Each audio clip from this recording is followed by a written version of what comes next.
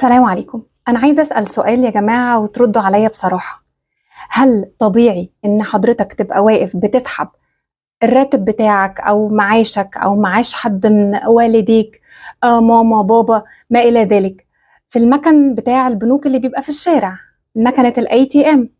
هل طبيعي إن الكفر اللي بيبقى فوق المكنة علشان يبقى فيه خصوصية جوه وحضرتك تقف لوحدك في أمان الله واللاين أو الطابور يبقى وراك، هل ده طبيعي إن تلاقي مثلا 5 أو 7 معاك في نفس الكابينة اللي حضرتك بتسحب منها؟ لا، كمان هم بيقعدوا يقول لك إيه ده؟ أنت سحبت كام؟ الفئات اللي موجودة أنت ناقص لك كام؟ هو أنت المبلغ هيخرج على كام مرة؟ واقفين كلهم متدخلين. طيب أنا عايزة بس أسأل سؤال، هل في ناس بتبقى محتاجة المساعدة؟ اللي محتاج المساعدة هيقول لك من فضلك ممكن تساعدني؟ في ناس مثلا ما بتعرفش قوي، يبقى اللي يطلب مننا نساعده، اللي يطلب منك تساعده ساعده، قول له عينيا الاتنين، وقف ساعده، ما فيش اي مشكلة.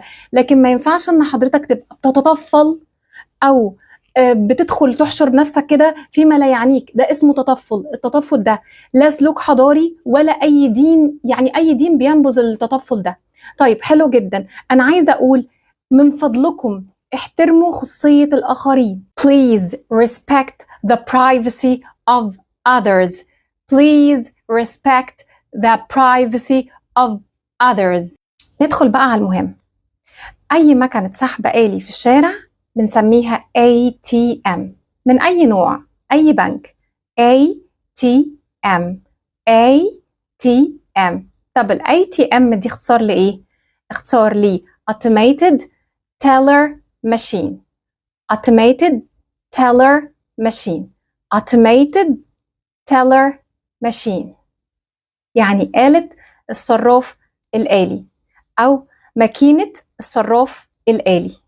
طيب من الكلمات الأكثر شهرة برضو في الموضوع ده اللي هي يسحب أو السحب بنسميه withdraw.